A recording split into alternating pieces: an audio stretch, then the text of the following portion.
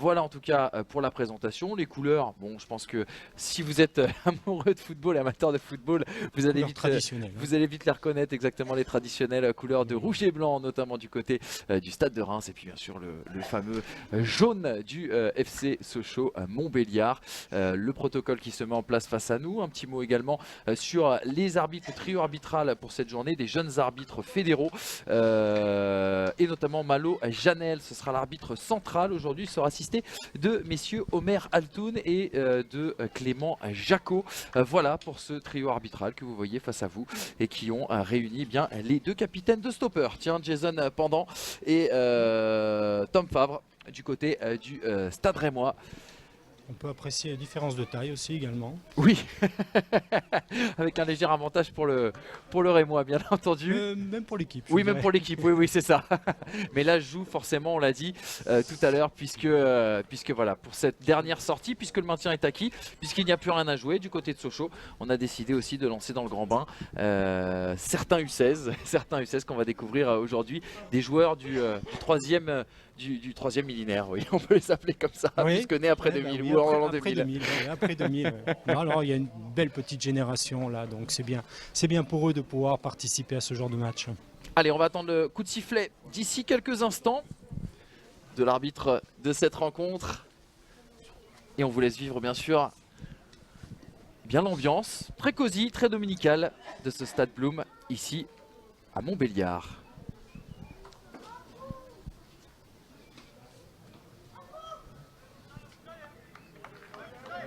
Vérification des filets. Oui, c'est toujours très important. C'est toujours le... Faudrait pas mettre, vous savez, ce but fantôme qu'on avait vu en Bundesliga il y a 2 ans, du côté de Leverkusen, avec un filet comme ça. Ah oui, c'est vrai, vous y étiez? Ouais. Et vous l'avez vu? Je l'ai vu. J'ai vu ce but, tout le monde était stupéfait d'ailleurs. J'avais assisté à ce match-là. Allez, le coup de sifflet d'ici quelques instants. Des arbitres de cette rencontre, les filets sont bien en place. Et c'est parti pour 90 minutes de conclusion, de clôture dans ce championnat de France U19 national. On en est à la 26e journée aujourd'hui. Et ce soir, eh bien, ce sera les vacances. Ou quoique, c'est jamais vraiment les vacances pour les moins de 19 ans. Non, ils ont encore quelques semaines de travail. Mais bon, c'est vrai qu'après, on arrive toujours sur des périodes un petit peu difficiles puisque... Certains savent s'ils sont conservés ou pas, donc c'est toujours un peu tendu. Les fameux entretiens individuels. Voilà, pour le mois d'avril. Allez, avec bien sûr ce premier ballon pour les Sochaliens, forcément on est face à deux réserves, enfin équipes, réserve non, mais équipes, centre de formation d'équipes professionnelles. Est-ce que l'accent, Philippe, justement va être mis sur la construction du box-to-box? On va essayer de construire depuis son embut avec des passes courtes? Bah oui, je pense qu'on va essayer de procéder ainsi, de construire, prendre son temps pour élaborer nos actions. Je crois que c'est la priorité. On n'a pas forcément... Avec cette première montée de Voirol, Hugo Voirol, qui est venu mettre la pression. Et ce sera le premier corner de cette partie, à moins que ce soit une touche. Qu'indique monsieur l'arbitre, il me semble. Il demande un ballon, ce sera bien un corner, tout à fait. Corner, ouais. Et le premier corner sera Sochalien. Alors pour le frapper, Maxime Loachaud, on l'avait vu en demi-finale de la Coupe Gambardella cette année, face à Lens. Enfin, on l'avait vu en demi-finale, on l'avait vu en Gambardella tout simplement. Oui, il a participé à toute l'épopée. C'est un des garçons expérimentés de l'équipe aujourd'hui, on va dire ça ainsi. Ah bah oui, là oui. Chers amis, je vous rappelle également que vous pouvez réagir à ce match avec Philippe et moi-même via le hashtag FFFTV. Ça se passe sur Twitter, envoyez-nous vos messages. Venez commenter ce match avec nous-mêmes. C'est toujours un bonheur de vous lire. Maxime Loachaud, bien sûr, pour jouer ce corner. Trajectoire rentrante, on l'a peut-être pas assez levé. Oui. Pas assez levé son ballon pour éviter le premier bloc au premier poteau. Et la contre-attaque peut-être qui va être menée du côté de Reims avec Ouedzazi qui est parti là côté droit. Il va rentrer dans la surface de réparation. Il a 2 coéquipiers dans la surface, mais on le voit hein, déjà 5 joueurs dans l'alignement. Bon repli défensif, oui, effectivement. Oula. Oh, on a fait la différence. Là, on va pouvoir rentrer dans la surface de réparation. Le bon centre, finalement, c'est dégagé de la tête par Kuntz. Mathis Kuntz. Et on va essayer de repartir. Mais le ballon a été perdu à 30 mètres des buts. On va temporiser du côté de Reims. Et essayer de faire sortir peut-être Sochaux qui semble avoir un bloc bien en place, en tout cas dans ce début de match, Philippe. Oui, ça c'est une une de nos qualités d'avoir un très bon repli défensif, une bonne organisation défensive. Quelque chose qu'on a travaillé tout au long de la saison. Et on voit en tout cas que le travail a été bien fait, puisque ça a permis la récupération de balles, même si là, on est venu gratter du côté rémois, notamment avec Moulalic, Kenan Moulalic. Mais la faute sera bien sochalienne, ou en tout cas le coup franc en faveur de Sochaux. On voit les équipes qui sont bien en place également. Alors on parlait d'un 4-3-3 côté socialien, du côté rémois, est-ce qu'on ne serait pas sur un 4-4-2 J'ai l'impression, oui. Et on va rejouer bien sûr avec le gardien. On vous détaillera aussi bien évidemment le parcours, les petites histoires de chacun de ces jeunes que l'on découvre aujourd'hui ou qu'on redécouvre bien entendu. Parce que côté socialien, oui, il y a eu quelques matchs diffusés en Gambardella. Et contre Auxerre aussi également. Et oui, tout à fait. Allez, il y a peut-être quelque chose à faire là côté droit. On va essayer de lancer tout simplement Payan. Payan, oui, sur le côté. Clément Payan côté droit. Il n'a pas de soutien. C'est compliqué. Il va essayer d'y aller tout seul, mais le ballon est sorti. C'est dommage, il y a peut-être une solution. Oui, il y avait tennis. Oui, je pense que Boris s'est mal placé. Il aurait dû venir plus en soutien de Payan pour pouvoir la ressortir. Et du coup, ça donne un renvoi au 5,50 m. C'était intéressant puisqu'on a réussi à fixer cette équipe sur leur côté droit pour un renversement et un jeu en profondeur de la part de Johan Septier. Alexandre Clavel pour dégager ce ballon jusqu'à la ligne médiane, tout juste, avec ce beau duel remporté pour le moment par Aouladian.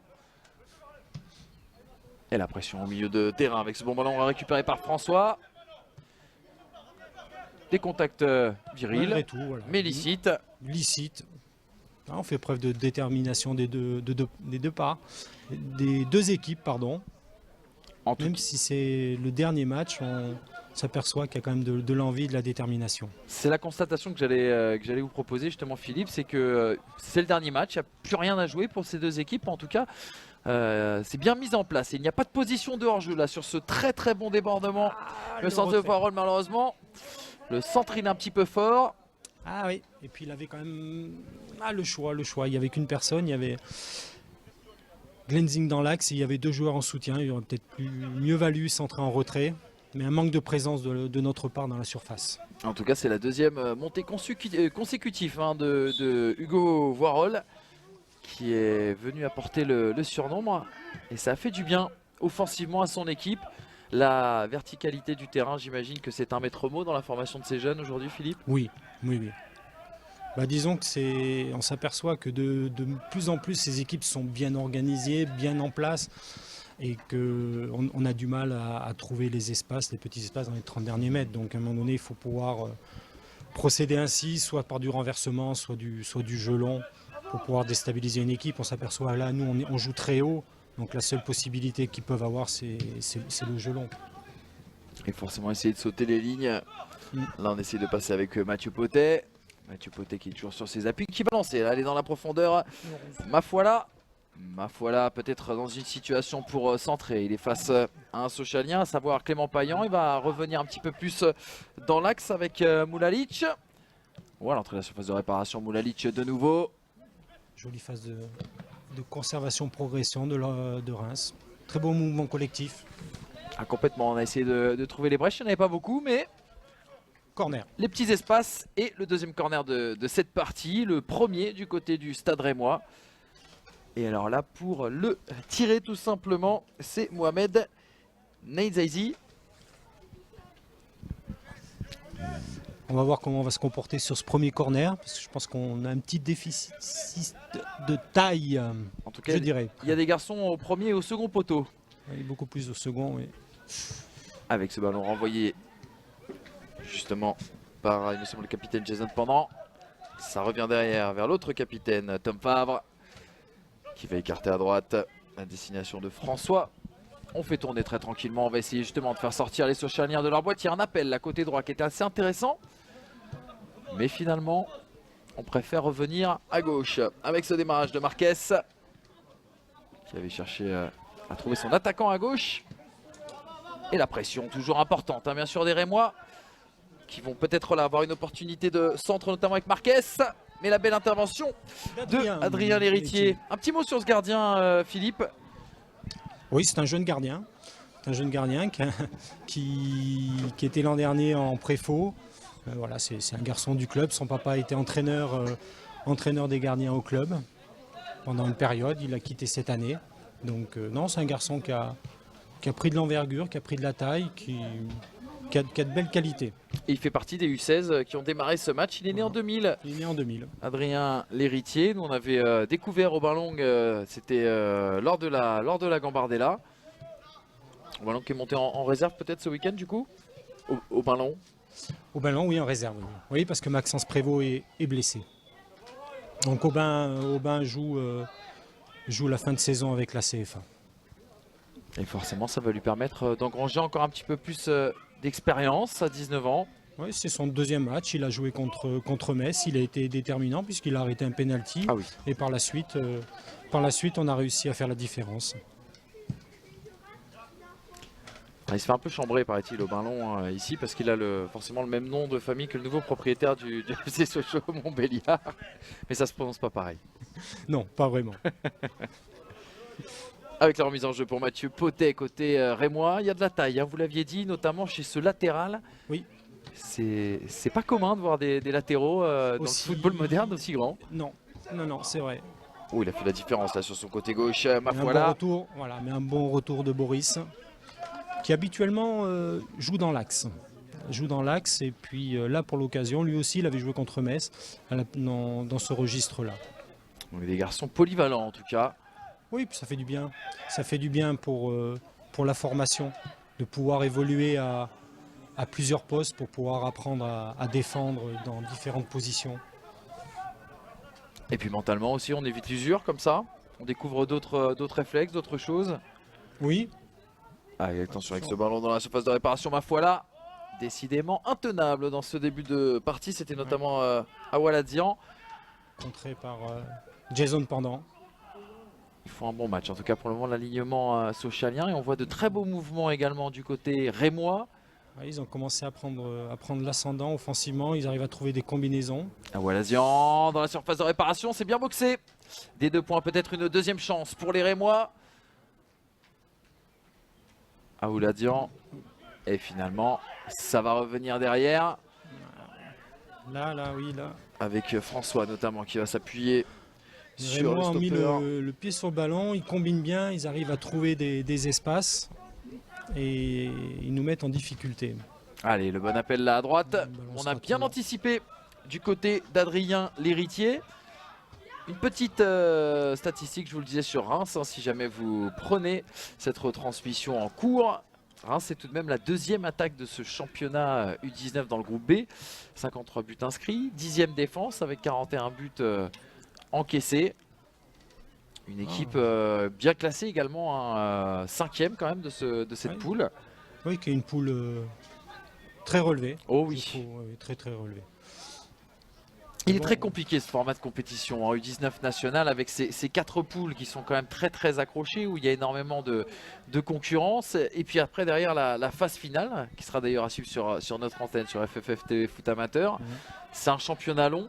Est-ce que on prête dans tous les clubs justement un intérêt au championnat, ou est-ce qu'on regarde justement l'évolution individuelle plutôt des garçons ? Ça dépend un peu, je pense que ça dépend un petit peu des clubs. Nous, on n'a pas vraiment prêté d'importance, on a plus misé sur le développement des plus jeunes pour s'aguerrir contre des joueurs un peu plus matures. Mais bon, on s'aperçoit aussi que dans ce schéma-là, on souffre aussi un petit peu. Mais bon, c'est une stratégie que le club a décidé d'adopter. Allez, le bon appel là, dans la profondeur, il n'y a pas de position de hors-jeu. Si, ça a été finalement signalé par Monsieur Jacot. C'est vrai que chaque équipe a une vision un petit peu différente. On sait qu'il y a des équipes qui jouent qu'avec des deuxièmes années pour vraiment jouer le championnat, qui ont pour objectif de jouer le championnat pour avoir justement un peu de crédibilité vis-à-vis des jeunes pour les attirer.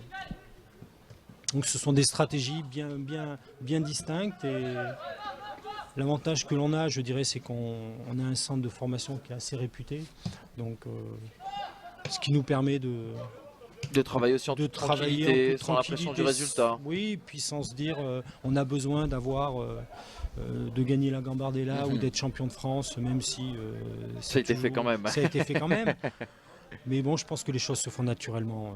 Dans le football, si vous avez une bonne génération, ben, naturellement, elle jouera le haut du tableau. Voilà. Et comme je vous ai dit, c'est vrai que cette année, chez les U19, eh ben, on a eu le plaisir qu'il y en a 2 qui se sont imposés chez les pros. Donc je pense que ça, c'est aussi gratifiant pour le club de voir 2 de ces jeunes formés au club pouvoir disputer le championnat de Ligue 2. Exactement. Forcément, le travail paie. Et le club en récolte les fruits aussi également. On a vu une situation assez intéressante avec, ma foi là, le numéro 11 du Stade de Reims, Philippe, qui est venu défendre, qui a fait une belle course de 60 mètres pour aller défendre et fermer le couloir. C'est le rôle maintenant des excentrés, on leur demande de travailler énormément défensivement. Et on le voit d'ailleurs là à l'œuvre. Encore lui qui vient de... Ah, mais on le voit là sur les deux excentrés, là, ils sont bien replacés, on voit 2 lignes de 4 et puis ils laissent leurs 2 attaquants. Ah, ça veut dire qu'il faut aussi avoir le coffre et le volume. Ça fait partie maintenant des qualités premières chez un footballeur, c'est le physique. Hein. Même si je pense que la priorité c'est le domaine technique avant tout. Bien sûr.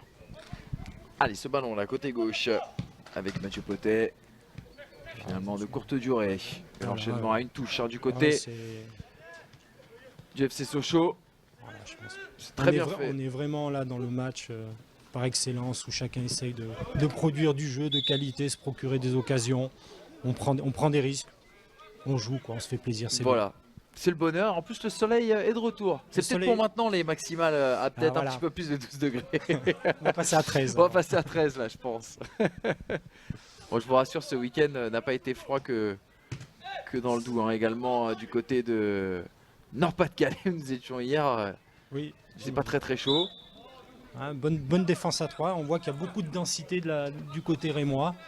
Où il y a le ballon, il y a toujours 2-3 joueurs adverses pour venir récupérer le ballon. Et là, on sent vraiment deux blocs vraiment très mobiles. Hein. Oui, mobile et compact. On voit que les lignes sont bien resserrées, tout le monde travaille ensemble, donc il va falloir un peu de temps pour pouvoir faire travailler un peu ces blocs équipes afin de pouvoir les désarçonner un petit peu. Loiseau et Septier sont autour de ce ballon. Il y a un gaucher, il y a un droitier. Je parierai sur le gaucher. Voilà, c'est Septier bien sûr qui prend sa chance. Oh, le bon ballon dans la surface de réparation qui a bien été repris, la tête. Et voilà l'ouverture du score ici à Montbéliard pour Boris Moltenis. Et ça vient bien sûr récompenser de nombreux efforts dont on avait parlé, notamment des latéraux du côté de Sochaux. C'est un garçon incroyable parce que je pense qu'à un moment donné il était l'un des meilleurs buteurs des U17 et il a une présence dans la surface, c'est incroyable. Il est toujours là où le ballon tombe. C'est un vrai renard. C'est un vrai renard des surfaces pour un latéral ou pour un latéral, voilà. Et Sochaux en tout cas qui... Oula, est-ce qu'on s'est pas fait un petit peu mal au dos, mal, oui. Ou c'est pour célébrer son but, mais c'est étrange. Oui, voilà. Oh, vous savez, avec la jeune génération maintenant, on en voit des choses non, parfois nouvelles. Hein. Non, mais c'est bien, voilà. Voilà, comme souvent dans des matchs qui sont un peu serrés, on se débloque par une situation sur un coup de pied arrêté. Et oui. Ah, on l'a dit, hein, maintenant les coups de pied arrêtés, je sais plus ce que c'est, la statistique, c'est 60 ou 70% des buts qui viennent souvent après une phase de jeu arrêtée. Mais en tout cas, Sochaux efficace aussi, on peut le dire, parce qu'il y avait eu précédemment une occasion, une situation, puisqu'une occasion. Oui, on va dire 2 situations sur des centres, mais bon, pas d'occasion franche. Et puis là, voilà, on a fait preuve de beaucoup de réalisme, malgré notre petite taille. Et à noter que le tireur, Yohan Septier, est quand même international, a été international équipe de France U16. Garçon qui a débuté le foot au FC Lissois avant de rejoindre Bretigny, arrivé à Sochaux en 2013, à l'âge de ses 15 ans. Voilà. Et il va continuer avec nous encore un peu. Oh oui. Oh là, oui, il y a eu un choc, il y a eu un bruit. Oui. Alors espérons que ça ait été plus impressionnant que... Oui, c'est pas que dangereux, on va se relever. C'est pas volontaire, oui. Voilà, c'est juste... Du côté de Mathieu Potet. Et on va donner... Voilà, c'est la dernière fois, on a bien compris. On a bien compris avec le geste de l'arbitre. C'est la dernière fois. On voit bien que c'est pas un match, c'est un match engagé, mais il n'y a pas de situation agressive au-delà du raisonnable. Monsieur Janel en tout cas a été clair hein, sur cette action et un bon coup franc concédé là pour le coup, on en parlait tout à l'heure des coups francs, toujours très important. Nedjazi côté gauche avec sa petite papate droite, pourquoi pas pour faire la différence, en tout cas du côté socialien. Il y a deux garçons dans le mur et sinon tout le monde est à l'entrée de la surface de réparation. Oui. Ça va se bousculer. Le ballon qui a été dégagé de la tête, toujours par Yohan Septier. Hein, qui malgré sa petite taille a une bonne détente. Mais attention parce qu'on est parti très vite et très fort du côté de Nedjazi, peut-être un peu trop. Oui, en tout cas ça va être un corner. Un joueur très vif, très vif, qui est capable de faire la différence 1 contre 1. Joueur intéressant. Souvent avec ses petits gabarits. Oh, c'est beaucoup de vivacité, capable de créer la différence. Centre de gravité bas, des bons appuis. Attention à ce ballon là au second poteau. On s'était jeté, mais il y a une faute dans ce duel aérien. Une faute subie notamment par Mathis Kunz. Et Victor Ginzin. Et oui. Bon. Et ça va donc donner un dégagement pour Adrien l'héritier. Voilà, tous les Rémois sont dans notre camp. Donc ça va être difficile de repartir. Je pense que là, on va utiliser le jeu long. Obligatoire là presque. Alors on va temporiser un petit peu. On peut être joueur, mais il ne faut pas être non plus... Oui, non. C'est pas parce qu'il n'y a pas de... qu'il n'y a pas d'enjeu qu'il faut tout sacrifier en faveur du jeu et du spectacle, bien évidemment. Avec ce bon ballon là peut-être côté droit à destination de Clément Payan, mais la bonne sortie d'Alexandre Clavel. Également un jeune joueur Alexandre Clavel, hein, puisque lui aussi est de la génération 2000. Oui. Un U16 du coup. Oui. En tout cas il en a la morphologie. Oui, ça c'est sûr, ouais. On le voit tout de suite. Hein. On le voit tout de suite. On dirait un minot, un gamin. Ouais. Et quel est le secret Philippe alors du côté du FC Sochaux de la réussite de la formation à la socialienne? Citer tous les noms des joueurs qui sont sortis de ce centre de formation nous prendra peut-être la durée du match. Oui, c'est vrai. Je sais qu'à un moment donné, oui, il y a une longue liste de joueurs formés au club. Disons que la réussite, je pense que c'est la continuité du travail qui a été mis en place depuis des années. Il y a un super outil de travail qui a été amélioré d'année en année puisqu'il est pris possession en 2000. Donc il y a vraiment un outil de travail. Ensuite, il y a toujours forcément des entraîneurs de qualité qui se fondent dans la philosophie du club et puis la confiance des... Attention avec ce bon centre de Moltenis à nouveau, bien capté par Alexandre Clavel. Excusez-moi, je vous ai coupé Philippe. Oui, non, je disais effectivement, le club base aussi son travail sur la formation pour pouvoir faire intégrer ces plus jeunes au niveau de l'équipe première. Donc on n'a pas peur de lancer des jeunes et de leur faire confiance avec un encadrement de joueurs un peu plus expérimentés. Donc voilà, je crois que c'est un amalgame de tout ça qui permet de voir aujourd'hui 2 joueurs encore titulaires issus du centre chez nous.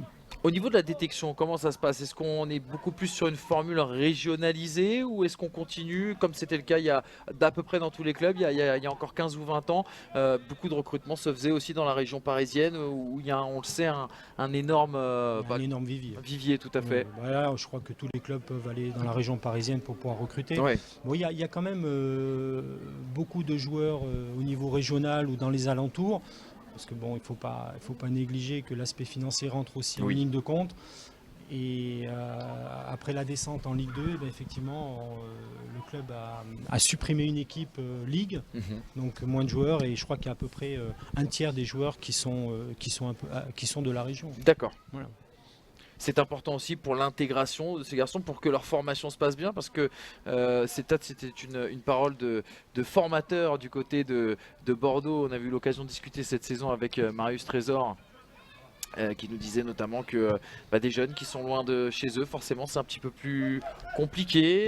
C'est toujours plus compliqué, oui, le déracinement d'un jeune, loin de ses parents, avec un travail...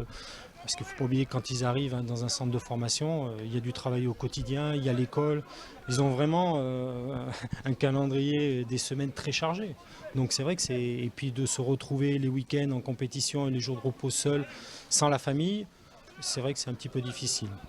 Mais bon, ils reviennent chez eux pour toutes les vacances, puisque toutes les vacances. Ils ont au minimum une semaine de vacances. Avec du travail quand même qui est donné, on imagine, travail physique en tout cas, des objectifs. Oui, des objectifs, un entretien on va dire. Un entretien, voilà. Allez, retour au jeu bien sûr avec ce ballon qui vient de sortir, mise en jeu peut-être pour le Stade de Reims, Mathieu Potet qui va aller chercher loin. Très intéressant je trouve ce numéro 11 du côté du Stade de Reims, hein, ma foi là. Très vif, très intéressant, on l'a vu. C'est un joueur véloce. Et il n'a pas perdu beaucoup de duels aujourd'hui. Non, pour l'instant, oui. Et d'ailleurs, le jeu penche. Alors, je ne sais pas si je me trompe dans ma constatation. Il me semble que le jeu penche un peu plus à gauche du côté du Stade de Reims. Oui, le jeu penche un peu plus à gauche, mais il est plus efficace côté droit, ils se sont créés les occasions. Oh là, avec cette erreur, elle est la frappe de Gladine. Et il y avait une petite erreur là du numéro 5, Marquez, Andrea Marquez, du côté du Stade Rémois. Sans conséquence pour le moment. Oui. Bon, après, c'était un ballon assez difficile à mettre puisqu'il était un petit peu excentré, que le gardien avait bien fermé son angle de but. Donc on va dire que c'est un bel arrêt du gardien. Oui, très bel arrêt du gardien, complètement. On va rester positif. Ah, il faut, de toute façon, il n'y a pas de quoi en tout cas être alarmiste dans ce match. On vous l'a dit, ces deux équipes sont maintenues en championnat U19 national. Et c'est bien sûr et bien évidemment très important. Une nouvelle contre-attaque peut être menée là cette fois-ci par le FC Sochaux. Avec ce duel 1 contre 1, mais on risque d'être un petit peu juste, notamment du côté de Clément Payan. Voilà. Dégagement peut-être assuré. On préfère jouer court du côté d'Alexandre Clavet justement vers Andrea Marquez. Qui va orienter le jeu vers la droite. Les deux équipes pratiquent un petit peu un jeu similaire basé sur la possession et puis sur le redoublement de passes. Pardon. Alors Philippe, ce qui est souvent reproché, on va peut-être suivre cette action et puis je vous poserai la question tout à l'heure. Awaladian qui va trouver une solution à droite. C'est bien fait avec Young, qu'on n'a pas beaucoup vu dans ce match pour le moment. Non. Le numéro 9. Young qui va centrer. Voilà, il suffit d'une fois. Tout à fait. Ce sont ceux-là qui font toujours plus de mal, ceux qu'on ne voit pas. Oui, un bon débordement, un bon centre.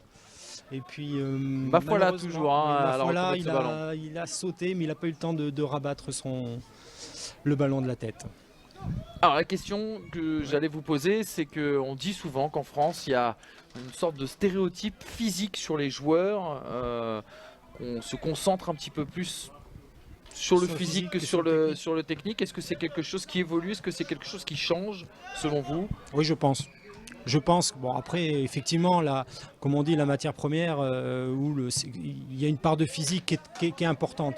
Mais oui, très joli centre, dommage. C'était bien joué. Dommage. Et on va concéder le corner du côté du Stade de Reims. Disons que je pense que oui, ça évolue. Ça évolue, on s'aperçoit un petit peu pour avoir suivi cette année les U19, on s'aperçoit qu'on a de plus en plus de gabarits moyens, je dirais, et peut-être plus de manières de ballon. Des joueurs capables de faire la différence, là on le voit. Alors il y a effectivement ces deux profils. Reims en a deux, vraiment un petit peu... Oh, c'est peut-être à nouveau du buteur tout à l'heure. Est-ce que ça va passer? Oui, c'est rentré en position. Non, c'est accordé. Oui, c'est accordé. Ça doit être accordé normalement à Mathis Kuntz, hein, c'est bien ça. Voilà, Et c'est à nouveau parti d'une tête de Boris Moltenis. Si vous pouvez écouter. Boris Moltenis, il a un sacré timing. C'est Boris qui a fait une déviation et but de... Voilà. Et c'est encore un 2000. Et oui. À nouveau un 2000, écoutez, c'est... Boris, il est un peu plus âgé, mais voilà, c'est la charnière centrale des U17 en temps normal. Eh bien écoutez, la charnière centrale des U17 en temps normal fait en tout cas beaucoup de mal aujourd'hui au Stade de Reims. Déjà mené 2-0. Oui. Ah, il y a peut-être un match dans le match parce qu'on sait qu'il y a eu un sacré carton du côté de Reims pour le match aller. Je crois que vous avez perdu 4-0. 4-0, oui. Oui. Ça a été des débuts très laborieux et une sévère défaite. Et puis sans contexte, je crois, effectivement. Pour notre premier match, ça a été ce qui nous a permis de vite remobiliser les joueurs. J'imagine que dans la semaine, ça a dû travailler fort, à mon avis. Surtout que le déplacement suivant, c'était à Lyon. Donc on n'était pas très fiers sur ce début de saison. Oh, le long ballon, pas de position. Position de hors-jeu. Si, position de hors-jeu. Signalé peut-être un petit peu tardivement. Bon, on lui en voudra pas, monsieur Altoun, qui est de notre côté. C'est un démarrage de Hugo Voirol. Il Faut s'en méfier comme le lait sur le feu, ce garçon. Qui a un gros volume de jeu, lui, et qui participe beaucoup. Et puis là, on peut voir, finalement, avec Aslam, il dédouble, il va rester au milieu. Ils peuvent, comme ce sont deux défenseurs, deux latéraux gauche, ils peuvent évoluer tous les deux dans le registre un peu plus offensif. Allez, ce démarrage est peut-être la réaction du côté du stade de Reims, avec Aouladian. Trouve une solution derrière avec Andrea Marquez. Voilà, là, le bloc est bien en place. Voilà, il faut être patient. Oh oui.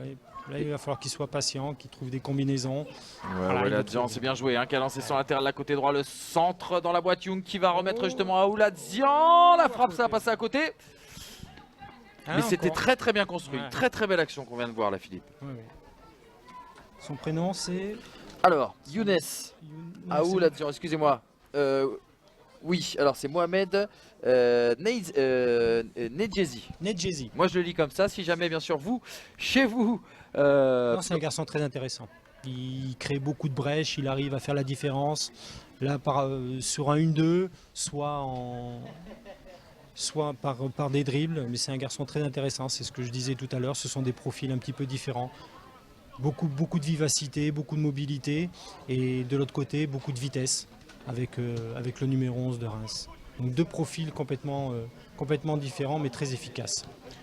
Vous êtes d'accord, Philippe, pour dire que c'est le stade de Reims, malgré tout, même mené 2-0, qui a la possession de ce ballon depuis le début du match? Oui, c'est notable. Ils se sont créés aussi des occasions, ils n'ont pas fait preuve de réussite.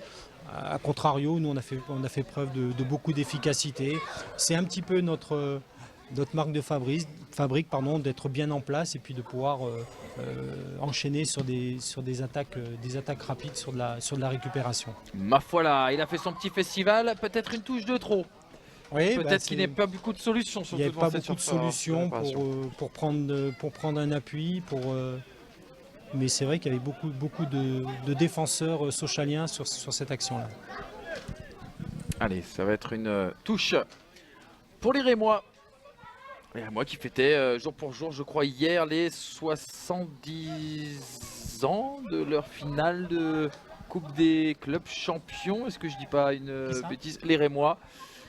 C'était, je crois, hier. Si je dis pas les supporters rémois sont invités bien sûr à nous le dire via le hashtag FFFTV, mais il me semble que jour pour jour c'était cette semaine les 70 ans de l'anniversaire de la finale de la Coupe des clubs champions. Je vais y arriver. Bien sûr entre Reims et le Real Madrid. Attention avec cette nouvelle frappe, bel arrêt de Adrien L'Héritier. Encore une action dangereuse, un bel arrêt d'Adrien L'Héritier. C'est vrai on manque un petit peu d'agressivité, on fait preuve de passivité. Là, on ne sort pas suffisamment sur le porteur du ballon et ils deviennent de plus en plus dangereux. Oui, forcément vexé, ces Rémois. Oui, je pense. D'être mené 2-0 au bout de la demi-heure de jeu. D'ailleurs, votre premier bilan, Philippe, un match vraiment agréable pour le moment. C'est un match agréable et puis, mais malgré tout, je pense que les garçons le jouent très sérieusement. Ils sont appliqués dans tout ce qu'ils font. Là, on voit que les équipes se parlent. Voilà, c'est vraiment intéressant. Avec le ballon qui circule bien, côté droit, pas de position de hors-jeu forcément, avec ce démarrage à nouveau d'Aouladian. Il va récupérer le corner. Ils sont très performants côté droit. Ils arrivent avec des dédoublements à nous écarter, à trouver un joueur dans la profondeur. Donc attention à la couverture de notre côté. Et on voit que techniquement il y a des garçons intéressants dans cette équipe. On a parlé du volume de Mafuala, mais on voit que Younes Aouladian a également beaucoup de technicité. Balle au pied. C'est lui qui va frapper ce corner pied droit, c'est bien joué avec cette tête. Oh, c'est arrivé comme un miracle dans les pieds de Mathieu Potet. Oui, Mathieu Potet a été surpris, il ne s'attendait pas à recevoir le ballon. Puis c'est un défenseur. Oui, complètement. Comme disait mes Jacquet. Je dis ça en connaissance de cause. Oui. Donc c'était pas méchant. Non, complètement. Votre poste a beaucoup évolué, Philippe, en quelques années. Vous étiez si mes souvenirs sont bons, j'étais jeune moi à l'époque, mais si mes souvenirs sont bons, vous aimez bien vous projeter à l'époque. Oui, j'aimais bien ça. J'aimais bien participer au jeu offensif. Ouais, ça a été, ça faisait partie de la formation à l'époque. Je dirais que... Inscrit 3 buts, je crois, en à Sochaux ou en première division, je sais plus. En première division. En première division. Pas à Sochaux.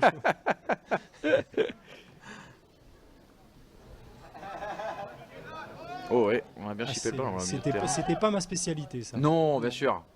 Puis mon C'est gabarit pas ce me qu'on vous permettait... demandait non plus. Non plus, non. Puis il y avait une sacrée équipe à l'époque. Non, et puis bon, c'est vrai que à l'époque, je pense qu'on était vraiment formé pour être défenseur avant tout. Mhm. Après, le football a évolué et on s'aperçoit que de plus en plus, souvent, les latéraux maintenant, ce sont des milieux reconvertis. Donc, il y a peut-être moins cette spécificité du défenseur. À partir de quel moment justement on a basculé avec ces latéraux aussi bien très offensifs et très défensifs? Oh, moi, j'ai connu ça à l'époque de ma formation. À l'époque, j'étais à Monaco, donc avec des latéraux déjà. À l'époque, il y avait Manuel Amoros, donc ça a commencé un petit peu avec les joueurs offensifs. Et puis, ça s'est affiné de plus en plus. C'est vrai que le rôle du latéral a énormément évolué à ce niveau-là, parce que c'est lui qui est capable de créer un surnombre sur les côtés, qui doit défendre, qui doit attaquer, qui doit être en soutien. Donc, c'est vrai c'est un poste très particulier qui a énormément évolué. Il y a un poste, nous disait-on, dans certaines écoles de foot que nous sommes allés visiter cette année dans le cadre bien sûr du projet FFF TV Foot Amateur. On disait que de plus en plus de jeunes avaient des références, des modèles justement à ces postes-là, poste de latéral gauche, poste de latéral droit, et de plus en plus justement aimaient et appréciaient ce poste des plus complets, des plus importants, on rappelle Oui, c'est sûr. aujourd'hui. Oui, oui. Bah, disons que c'est un poste. Après, voilà, je pense que c'est une attitude. Il faut aimer défendre, il faut aimer ne pas être mis en difficulté. Et puis après, ce sont des dispositions. Je pense qu'un défenseur, s'il avait les qualités d'un attaquant, il souhaiterait être attaquant. Bien sûr. Non, mais c'est vrai que il y a de plus en plus de défenseurs qui sont reconnus. Donc automatiquement, ça inspire. Ça fait rêver. Ouais. Ça fait rêver. Je pense que même pour les gardiens, je pense que Barthez a fait énormément de bien pour la reconnaissance de Fabien Barthez. Ça a permis à beaucoup de vocations pour les jeunes joueurs. La touche pour le FC Sochaux. On a perdu le ballon. Il a passé le petit muret. C'est pour gagner du temps. Ouais. Est-ce que vous avez un Giroud? Est-ce qu'Albert Cartier est un peu Giroud ici? Est-ce qu'il peut récupérer tous les ballons? C'est pas le genre, je crois. Non, c'est pas le genre. Non. Le ballon qui circule bien. Oui, bah là ça va être un petit peu compliqué, donc je pense qu'il faut le conserver, le maîtriser. Aïe, ouais, attention la petite glissade de Septier, Johan Septier. Et regardez, peut-être la sanction immédiate, je ne sais pas. En tout cas, Young est parti lui côté 3. 2 contre 2. Oui. Yao Aliazian. Et Young, ça va passer au-dessus. Mais il fallait prendre la tentative. Il a pris ses responsabilités, le garçon. Oui, puis là, je pense que ça a été bien défendu puisqu'il l'a laissé partir sur l'extérieur pour l'empêcher de revenir, se réaxer pour avoir le but en face de lui. Donc, ce qui a permis à mieux gérer, à mieux cadrer l'attaquant adverse. Et ça fait renvoi au 5,50 m. Toujours sur le soleil. Oh oui, non, bien sûr. Mais je pense à justement nos auditeurs qui regardent l'image là en plan fixe que nous avons. On pourrait limite croire qu'il fait entre 25 et 30 degrés. Mais on a gardé la doudoune quand même. On a gardé la doudoune. Mais on est à l'ombre, c'est pour ça. Mais on est à l'ombre, c'est pour ça. Exactement, mais ce ciel bleu en tout cas donne du baume au cœur. Ça, c'est pour les détracteurs. Voilà, exactement. Qui disent qu'il fait toujours mauvais dans l'Est. La preuve en image. Il y a un beau soleil. Il y a un très beau soleil aujourd'hui. On était à Metz dimanche dernier, il faisait une chaleur absolument torride. Et j'abuse pas. C'est vrai qu'il a fait beau ces derniers temps. Un petit mot sur Mickaël Vallée aussi, le coach de ces U19, arrivé en remplacement d'Olivier Baudry, que l'on salue d'ailleurs s'il nous regarde aujourd'hui. Ouais, qui s'occupait du U13, il me semble. Non, U15, excusez-moi. Il s'occupait de la Préfaux, poste qui est dédié aujourd'hui à Pierre-Alain Fro. D'accord. Voilà, c'est lui qui s'occupe et qui vient de gagner la Coupe de Franche-Comté. Oh, voilà. Bah écoutez, félicitations. À la Préfaux. Ouais. Un de vos anciens coéquipiers, avec qui vous avez remporté la Coupe de la Ligue, il me semble. Ligue, oui. Le démarrage à gauche. Et un garçon du cru. Mathieu Potet, il en a marqué des buts. Oh oui. Pierre-Alain Fro, des buts importants. Et oui, mais c'est ce qu'on disait, c'est un local. Ouais. Un local comme Benoît Pedretti qui a réussi ici. Donc ça prouve que il y a toujours un bassin dans n'importe quelle commune. Il suffit de prendre le temps et puis de travailler dessus. Avec le centre peut-être à venir avec Mathieu Potet. Oula, ouais, belle galipette dans les airs. Qui arrive malgré tout à faire la différence sur son côté. Et le premier carton jaune de cette partie, Payan. il est pour Clément Payan. Oui, pour une petite faute, Et pas très méchante, mais qui annule une action offensive ou pour une répétition de faute. Ah, on posera la question, il faudrait mettre un micro sur l'arbitre de cette rencontre. Je crois qu'ils ne sont pas très favorables à ça. Non, oui, je peux vous le confirmer à monsieur Janel. Là, il y a un coup franc très intéressant pour le Stade de Reims. Ouais, c'est toujours plus difficile pour le gardien parce qu'il a la possibilité de le frapper directement, de trouver une zone plus dangereuse que sur un corner. Oui, peut-être avec une tête qui pourrait venir couper la trajectoire. Ouais, et c'est toujours très délicat. Toujours très difficile à défendre. Là. Alors, qui pour le tirer? Il me semble que c'est Auledian. C'est bien lui, pied droit. Ah oui. Là encore, là peut-être pas assez levé ce. Ah oui, je pense que quand on a des joueurs aussi athlétiques, on n'a pas le droit de. On n'a pas le droit. C'est toujours ce que l'on dit, c'est pas toujours facile à faire, mais. Ah, penalty. Eh oui, sanction sur je trouve ça très sévère. Ouais, j'ai l'impression que malgré tout, aussi. Le ballon, il écarte le ballon puisque. Et je crois que c'est à nouveau Clément Payan qui s'est rendu coupable de cette faute. Non, excusez-moi. C'est Hugo Warhol. Eh bien écoutez, voilà peut-être l'occasion pour le Stade de Reims de revenir dans ce match avec ce garçon. On disait tout à l'heure, on l'a pas beaucoup vu, Andrew Young. Mais s'il met ce but, on va entendre parler de lui. Voilà, on ne pourra plus dire cette phrase que l'on a déjà répétée 2 fois. Andrew Young contre Adrien L'Héritier. Alors, on met tout le monde à distance réglementaire, hein. Surtout pas dans la surface de réparation, vous connaissez la règle. Oui, c'est un droitier, Andrew Young. Rarement exécuté après. Oui, tout à fait. C'est parti pour Andrew Young face à L'Héritier. Au centre. Et oui, au centre. Contre-pied parfait. Et réduction du score. Ici à Montbéliard, on en est à 2-1, toujours en faveur de Sochaux. Mais le Stade de Reims revient. Oui. Bon, ça va relancer un petit peu le match. Voilà, c'est pour le suspense. C'est pour le suspense. Là, mais c'est vrai qu'on n'a pas de ralenti, hein. Je vous ai pas dit Philippe avant le. On va se ranger derrière l'avis de l'arbitre. De toute façon, l'arbitre, il a toujours raison, même quand il a tort. Exactement. C'est exactement ça. On va se ranger derrière l'avis de Monsieur Janel. De toute façon, c'est fait maintenant, mais c'est vrai que je suis un peu surpris. Bon, après, on est loin, on va dire. Ouais, voilà. En tout cas, il n'y avait pas intention de faire faute, bien sûr, sur ce tacle. Peut-être un léger retard, c'est sans doute ce qu'a dû voir Monsieur Janel. Il me semble pas l'avoir vu non plus. Bon. Mais bon, écoutez, c'est comme ça. C'est comme ça. Il n'y a pas d'incidence pour l'instant. On mène toujours au score, donc. Et on a vu 3 buts dans cette première période. Franchement, c'est bien. Allez, la même chose en seconde période tout à l'heure. Voilà. Et on aura vu un match plein. Bah, disons que pour la meilleure attaque, l'une des meilleures attaques du championnat, c'est normal. Et mine de rien, là il y a une très très belle situation. Glenzing. Avec Glenzing, voilà. Tout à fait. Et ben voilà, la réponse du berger à la bergère. Voilà. Réduction du score et on aggrave. Eh bien écoutez, on vous avait dit qu'il allait y avoir du spectacle aujourd'hui. Oui, bah oui, sur une récupération haute là, de Johan Septier qui a réussi à bien décaler là. Avec que là c'est les ballons les plus difficiles puisqu'on essaye de repartir, les défenseurs sont plus en place. Et on arrive à trouver les espaces. Excusez-moi, intéressant dans son geste d'attaquant pur, hein, Victor Gledzin. Oui, il a pris l'information, il a ouvert le pied, puis il a cherché le petit filet. Très belle exécution du geste. L'Alsacien de ce groupe, puisqu'il est arrivé en provenance de Mulhouse cet été. Oui, c'est sa première année. Il rêvait de marquer au Stade de France comme Marcus Thuram. C'est ce qu'il nous disait juste avant la demi-finale de Gambardella. Ah ouais. Ah bon, il a encore un petit peu de temps, il a 18 ans. Il a 18 ans, alors peut-être que ce sera pour l'année prochaine. Voilà. Et il garde toujours un œil sur les résultats de Mulhouse. Hein. C'est ce qu'il nous disait aussi également en préambule de cette demi-finale de Coupe Gambardella.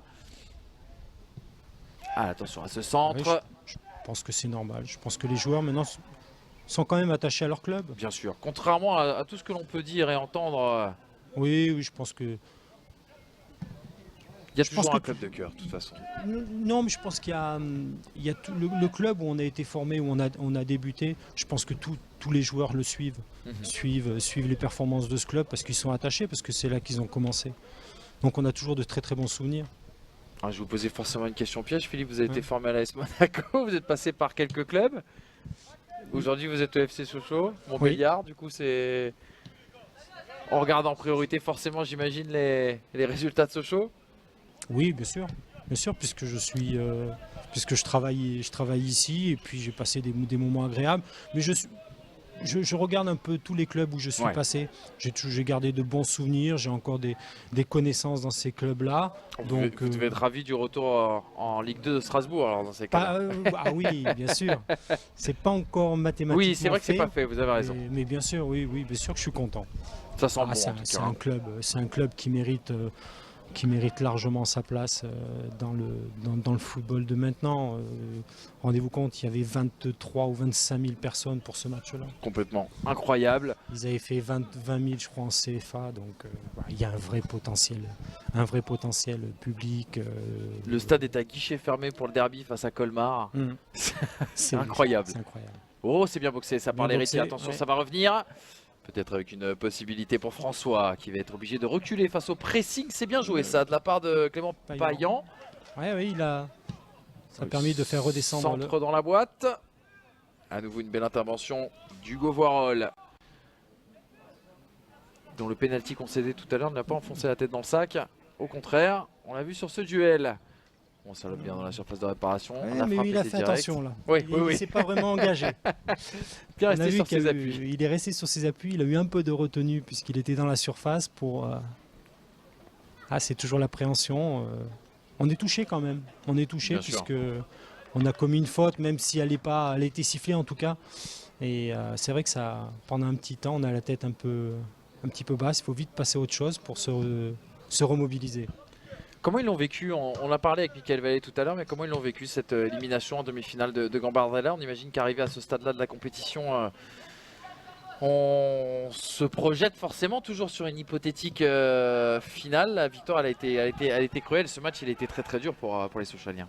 Oui, il a été très difficile. Forcément, il y avait beaucoup de déceptions. Excusez-moi. Oui, il y a eu beaucoup de déceptions, puisque pour certains, c'était leur aventure, c'était la dernière année qu'ils pouvaient la disputer. Donc forcément, et puis on n'arrive pas chaque année en demi-finale, parce que le tirage est compliqué, il y a beaucoup d'équipes de valeur. Donc forcément déçu, oui, très déçu. J'ai même vu quelques petites larmes, mais bon, c'est normal, c'est des compétiteurs. Eh oui, c'est une réaction normale. Attention à ce débordement à nouveau donné de Jay-Z. Mais il a été stoppé, il réclame un petit quelque chose, il n'y aura rien. Il s'est laissé tomber là, sous les yeux de l'arbitre, mais il y avait une faute au préalable. C'est vrai que c'est un joueur intéressant qui à chaque fois qu'il touche le ballon arrive à créer un déséquilibre par ses dribbles. Un jeune joueur, hein. 98 remarqué. Vous voyez qu'on peut avoir des petits gabarits. Oh oui. Que le physique ne fait pas tout. Bien sûr. Il doit pas être très très grand, hein. Il me rappelle un petit peu un garçon qui évolue chez l'U19 du côté du LOSC jusqu'à l'an dernier, Alexis De Arrojo. On en a parlé hier parce que son oncle joue du côté de Croix. Et c'est la mi-temps ici du côté de Montbéliard. Et bien écoutez, on aura vu des buts, on aura vu du spectacle, on ne se sera pas ennuyé. 3-1 du côté de... Alors c'est pas le bon carton, on va vous trouver le bon d'ici quelques instants. 3-1 du côté ici de Montbéliard. Écoutez Philippe, on va marquer une petite